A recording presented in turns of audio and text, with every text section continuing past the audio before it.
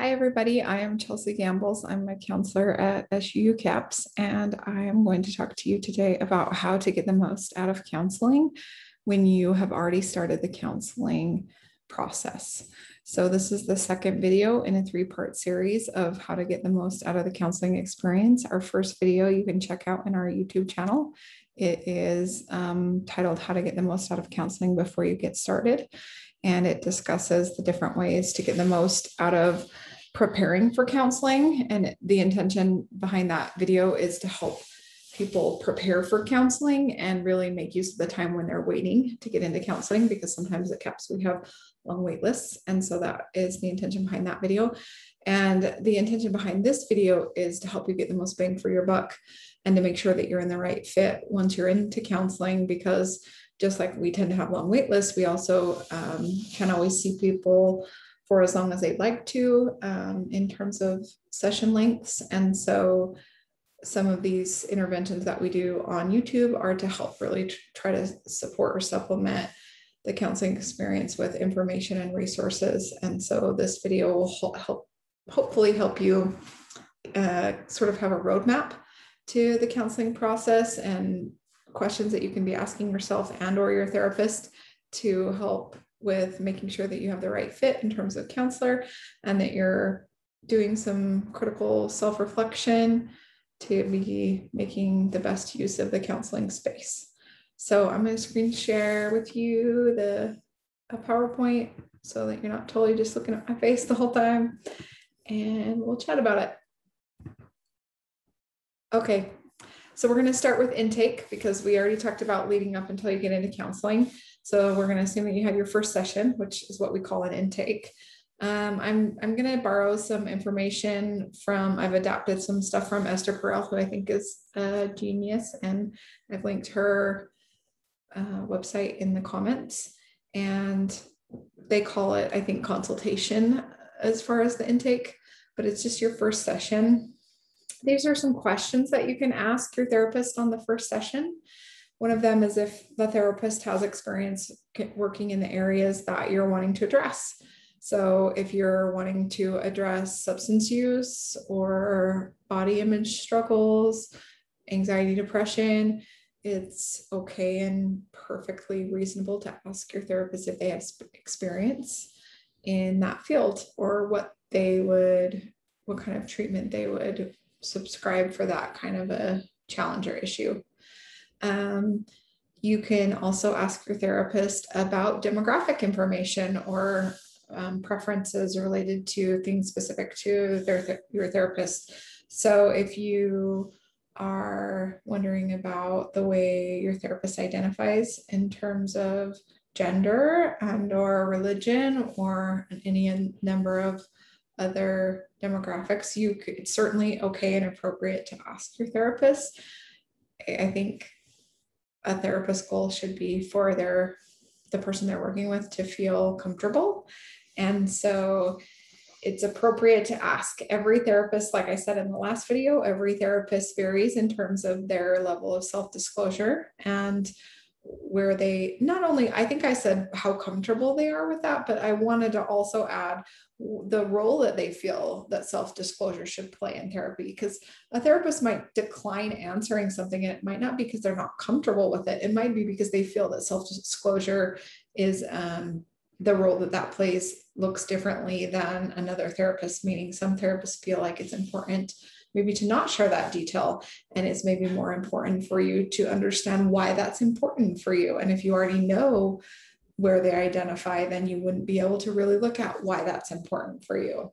So that's another variable to be thinking about, but it is appropriate to ask certain types of questions and for you to identify and discuss if you feel like you need a certain component related to demographics. If you identify as gay, for example, and you really feel like you need a gay therapist, that is valid and fair, and you can discuss that in the first meeting.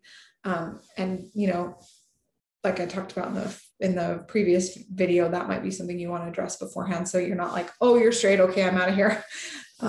And sometimes that needs to come out in the first session, because like at CAPS, for example, we get assigned counselors, and you can discuss your preferences ahead of time. but sometimes that it can't always be honored.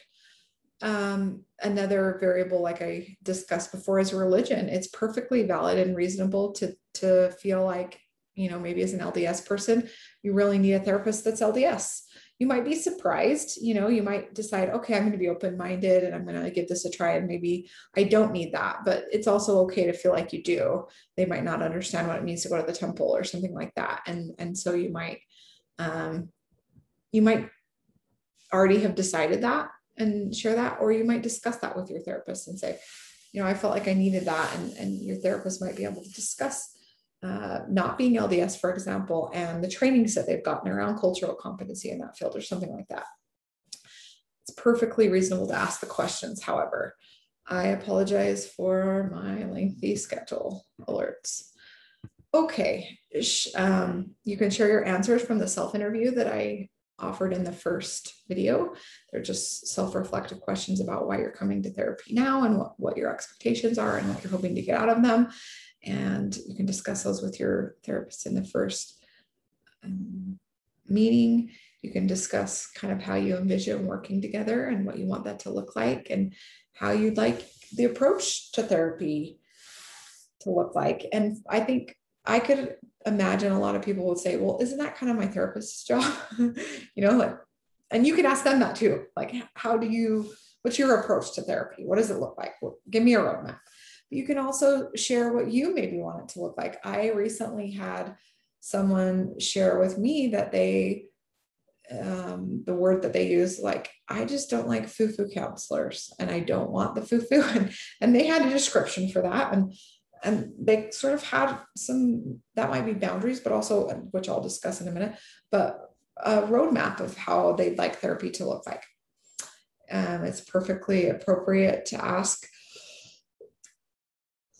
excuse me, it's midday, your therapist if they specialize in any of the areas that you're wanting to work on. And I think I covered, yeah, you can ask your therapist about their approach to therapy. So are you a more direct therapist? That's one way of saying it, or active, or more passive? Are you going to ask me like a lot of questions? And one way that I describe it in intake for the people that I see, but you could ask this question as well, is if I ask you a question, are you likely to answer it with a direct answer? Are you likely to answer it with a question? Are you likely to ask to just decline the question? That might give you a bit of insight into the therapist's style. So what are you thinking right now? As a therapist, would I say, I'm thinking, I'm wondering why your face looks sad? Or am I going to say, I'm wondering why you're asking that question right now? For me as a therapist, I would probably say, I will answer that. And I'm hoping that after, maybe you could let me know why you're asking me that question. And then I would definitely give a direct answer. But I also let the people that I know that I'm working with up front know that I'm a pretty direct therapist, so that they can decide if that works for them or not. Now, a less direct therapist probably wouldn't say something like that in the first session. So it's okay to ask so that you can get a bit of an idea around what would work for you. And also it's okay to not know. It takes a while to evaluate the therapeutic process. And I really want to be clear about that. I usually tell people to at least, well, when they're being seen weekly, to give it a month. And if you're not at CAPS, we see people bi-monthly. So I think you have to give it 4 or 5 sessions and before you give it an evaluation. And for me personally, when I started my own pretty regular intensive therapy, and that was after I'd seen some other counselors, like sort of off and on, maybe more casually, not consistently weekly. But when I started weekly therapy, it was probably the first 2 months that every single week I was like, I think I'm sick today. I don't think I'm going to make it. I think I'm too busy at work. I think I can't afford it today. So many things. And that was probably 2 months. And now I can tell you that I'm so glad that I just kept going. So if you have that feeling of like, I don't want to do it and I need to do it, then maybe keep doing that before you evaluate it. So the first session, these are some questions to ask yourself and to kind of reflect on what did and did not make you feel comfortable. And let me be clear that asking about comfort does not mean that comfort is not synonymous with what's good or what was helpful about the therapy process. It's just information. So feeling uncomfortable does not mean that it was wrong or bad or an indication that the therapy process was not working. Sometimes I talk about therapy can be like working out after a while of inactivity at the gym, and sore muscles in between or during can be an indication of progress. So keep in mind that comfort doesn't mean good necessarily, but you can just take that as information. Did you experience empathy? Did you feel empathy? Did you feel understanding? Did you feel hope? Did you feel a roadmap at all? Did you leave the session at all with an idea of something that could be helpful to you, or what your therapy process could look like? If you didn't experience any of those things, it does not mean that the therapy process or that the intake was a failure or that the alliance can't work. It just might give you information about things that you might need moving forward or things that maybe you don't need. Again, I would say all of these questions are really about just information, not good or bad necessarily. What was your therapist style or approach? Like we talked about, some therapists are more active, some are more passive. I put in both. I added that because I think that sometimes we like to put therapists in boxes just like we do people, and many therapists might be a bit of both, depending on the pace and session and the personality of the other person. Some therapists will really lead the session, whereas others will sit back and let you take more active of a role. I would say that for me as a therapist, I tend to take a more active role the first couple sessions, sort of norm setting and or help wanting to kind of ease into the process. And then once it feels like there's a bit of comfort and some norms established, then I take a bit more of a passive role. Your therapist should discuss confidentiality and scope of practice. So at CAPS, we'll talk about our scope of practice, meaning like how often you can expect to be seen and those kinds of things. And kind of our rights and responsibilities is what we call it. And, generally you should get a sense that your privacy is to be respected. And there's some limitations to that, meaning if there's concerns about your safety or the safety of certain populations, then they would have to violate your confidentiality. And so that should be something that's discussed. This is a statement from Esther. Ultimately, it takes time to evaluate if a specific therapist is right for you. So give yourself some time. Sometimes I say it like, not every lid fits every pot. And so it's important, I think, I would guess to all of us at CAPS that the most important thing is that you not give up on therapy. If it's not working for you, that the most important thing is that you stay true to the idea that you can get your needs met over staying with a therapeutic alliance that maybe doesn't feel like it's working for you. And I follow that up very closely with the statement that it takes time to evaluate a therapeutic process. And the therapeutic process is, just like all relationships, a two-way street. And sometimes it can be very, I don't want to say easy, because I don't think any of this is easy. It can be maybe encouraged to shift that responsibility only to the therapist.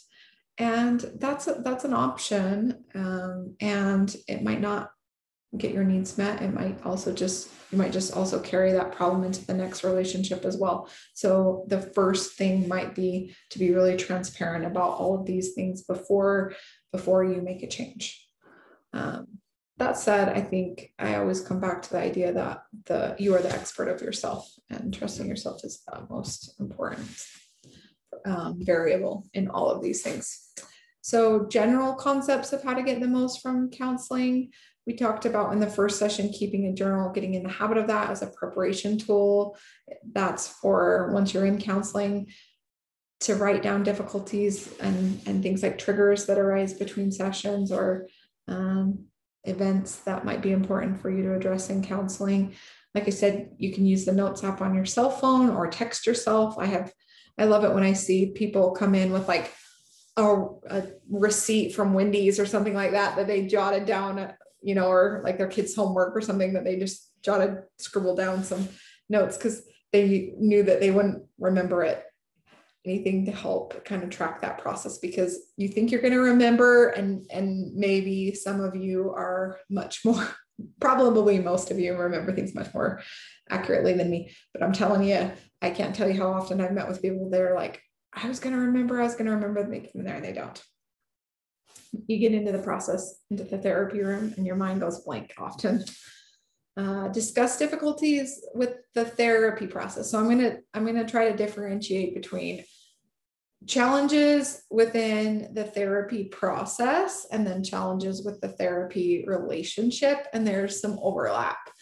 So it doesn't really matter which is which necessarily, but I think the important part is that you try to discuss some of those with your counselor and work towards, repair, and some transparency can help with that. So things to think about and have some maybe introspection around, or how do you feel before and after therapy? Do you feel like your needs in therapy are being met? This could relate to like the frequency of sessions, how you're being held accountable, how you're holding yourself accountable, your relationship with that piece that I talked about in the first video around sort of the balance between change and acceptance. So Esther Perel, it was interesting because I had already talked about that process. That's the way I kind of see therapy in my first video. And then I was reading some of her suggestions, and she talked about it. I think she talks about a stroke and a kick. And I think it maybe has a horse analogy in there, and I can't remember why, but her mentor, Salvador Mucin, I don't know. Anyway, talks about how therapy needs to have a stroke and a kick, meaning a balance between empathy and sort of this understanding of like, yeah, I can see how that feels, and then a kick or a push towards some change or some process. If you're just simply being empathized with all of the time, you might not have the process of turning inward and feeling like you have the internal authority to make a change for your life. If you're not feeling empathized with, you might feel powerless or defensive towards any internal process of change. So it's a delicate balance, and being aware of that and even explicit about that can be really healthy in the therapeutic process. You may have heard in some kind of relationship chats how we think that it's ironic to ask for what we need. So like, for example, in couples, we talk about how it's really healthy to suggest to tell the person that you're talking to about what you need. So for example, to tell the person like, right now, I'm just going to vent to you, or right now I need advice. I need problem solving. Right now, I need you to just shut up and nod or whatever. Well, the same is true for therapy. And again, in the first video, I talk about power differentials. The therapist, as the professional in the room, has more power than you. And so I want to acknowledge, because they have the degree and they generally are the person either you're paying or you're asking for help from. So I want to acknowledge that there is a power differential there. And so just because if it doesn't feel exactly safe, that's valid and reasonable. It's not that this should be easy. And so I also want to acknowledge that it is appropriate, and being educated about that can maybe help empower you to feel okay about saying, all right, well, I feel like I need more empathy. In fact, there was a period through my own therapy that I probably should have said that. If I wasn't a counselor myself and I didn't believe in the therapy process, and I didn't know how it tended to work, I probably would have dropped out of therapy, because there was periods where I didn't feel like I was getting enough empathy. And so I was leaving the therapy process a little bit wounded, and really dreading the coming back phase, to the point that I probably was avoiding talking about certain things. And again, because of my background, I was able to negotiate those things, but without that, I would have discharged. I probably wouldn't have made it. So it's okay to say, I feel like I need a little more empathy, or I feel like I need to be pushed a little more. I don't feel like I'm being challenged by you enough. Is there something in particular that maybe you're avoiding talking about with your therapist? And that can be a relationship. This is where some of those overlaps are between difficulties with the therapy process and difficulties with the therapist. And again, they can overlap. So that could be something that you might just talk about. Do you feel fearful for therapy in general? Just the process. I mean, it's fairly common for me to see, have people say, like, I'm just afraid for what might come out, or just feel a general kind of mysticism around what they're experiencing. And so you might discuss that and just talk about how that makes therapy hard for you, period. And then discussing just difficulties with the relationship with your therapist. So, sharing kind of how you feel towards them, or how you feel towards their style and approach. If they tend to be more passive, if that makes you feel like that they're like, if you find yourself wondering what they're thinking all the time and you're kind of going to the worst case scenario, it can be really useful to talk about those things. Do you dread seeing them? Again, are you avoiding telling them something? And could that be a function of your relationship with them? So that could be something really useful to talk about with them. Ask questions, write them down, because again, we don't remember things. Like I just asked my own therapist today.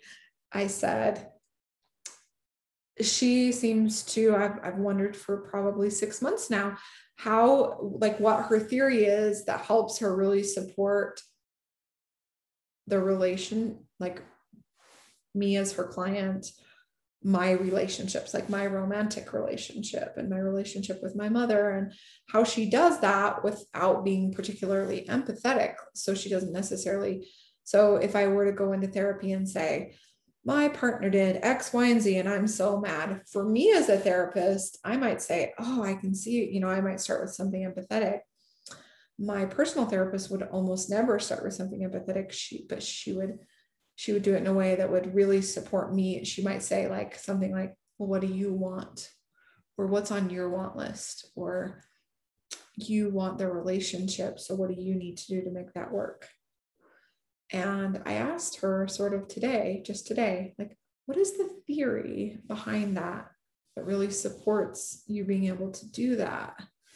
And she answered me very directly. She talked about her psychodynamic background and how that really, that's one of the modalities that therapists work from. And they tend to, she talked about how nothing really has meaning until the person that you're working with gives it meaning. So it's like, I'm pretty neutral about whatever I'm not going to say that's terrible unless you said it was terrible. And then if it's terrible, then what are you going to do about it? And so even though it felt really kind of scary for me to ask her, tell me your theory, I did. And she answered me. She could have opted not to as well. And that's one of those relationship pieces that we have to negotiate, because I'm a therapist too. So then sometimes that could be me putting her in the role of maybe more of a supervisor, right? Or as a consultation. And so, or a consultant. And so for you, sometimes you might have to negotiate the roles with your therapist. Like, maybe you're like, I'm wondering if you can help me understand, like maybe if you work in a healthcare setting, and your therapist might have to say, well, I can't speak to that, because that would be something that your hospital social worker would need to advise on, or something like that. Set boundaries in therapy if needed. That what I just said would be an example of a boundary for the therapist. For you, you might have boundaries around, I'm only willing to discuss a certain thing to a certain point. For example, especially with trauma intersections, it's really important that you be the master of your story and the master of your narrative. And so that's just another way to say story, but you get my point. So it's okay to set boundaries as long as it's always okay to set boundaries, right? And we want the therapeutic process to model healthy concepts and healthy relationship building outside of therapy.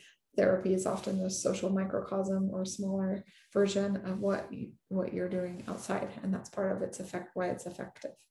And so obviously, since we believe that boundaries are healthy in our everyday life, we would want that in therapy as well. And so one example can be like, I can only talk about maybe this traumatic thing in this way, or in this setting, or when I bring it up, or something like that. And as far as being pushed, that push and a kick side, right? Balancing change with acceptance, then I think that's just the conversation that you have. I want to be open to change, and I want to be open to trusting you as a therapist to do that for me. And so what could that look like, right? Or give me information about how I can be pushed while also having my own boundaries around certain things. And then the last one is to just discuss how you'd like to be held accountable, or how you want to hold yourself accountable. I met with someone not too long ago who had a plan already in place. He says, it doesn't help me for you at the beginning of each session to say, hey, did you do your homework from last time? He's like, instead, if I could email like once a week and talk about like how that's going, and we like negotiated how that could work within my own abilities, my own scope of practice, my own boundaries. And it was, I think, really meaningful for me to see that he already really had a plan around his own accountability. And then you can also talk to your therapist about how you'd like them to play a role in accountability. I think it's important that both pieces be there, because it can be a challenge to not utilize therapy as its own version of, or to just hope that therapy will be the thing that helps you meet your goal without needing to be accountable for yourself. And that's not typically going to work. Typically, therapy is most effective when you're doing the work in between and during. And so you got to think about how to hold yourself accountable as well. So those are just some suggestions on generally how to get the most out of therapy. And then here's some evaluating the overall therapy process suggestions. Or you could think of these as maybe some concerns or red flags that maybe it's time to reevaluate. If you're coasting and sessions are just kind of serving as a check-in. Now, I want to be cautious on that one. This is one that Esther suggested. I want to be cautious on that because I almost always have what feels like sort of marker sessions. There are sessions in between what look like the work sessions. So there's sessions where people come in and they kind of just check in, or they can feel maybe like coasting, but I also think they're like preparation sessions.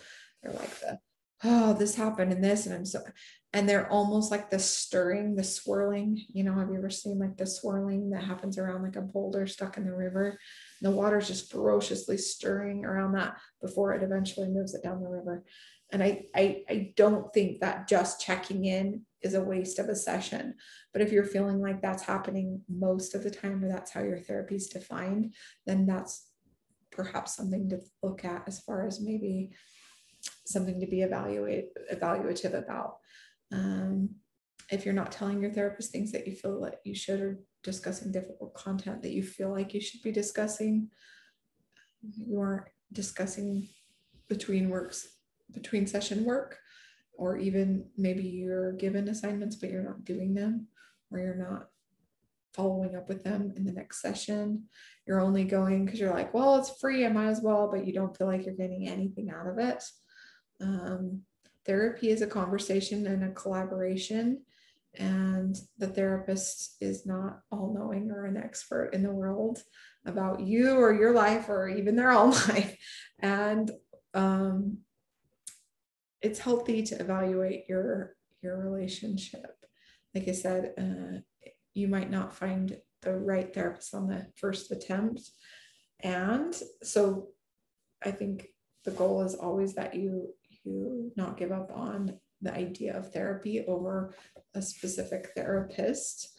So if you're thinking, well, this didn't work, so I just have to give up, like this isn't working with this therapist, so I'm going to give up on therapy.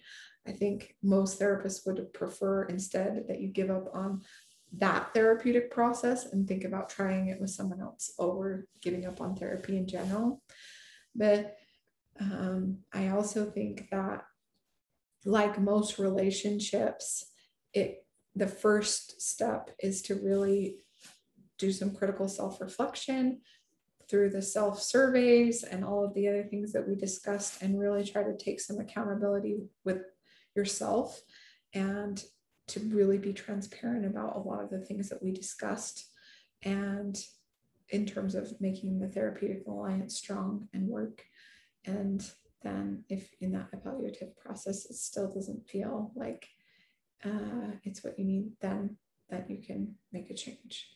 So hopefully this has helped you sort of clarify and define how to get the most out of your counseling experience, and is maybe giving you a bit of a roadmap, kind of what to expect from the counseling process in general terms.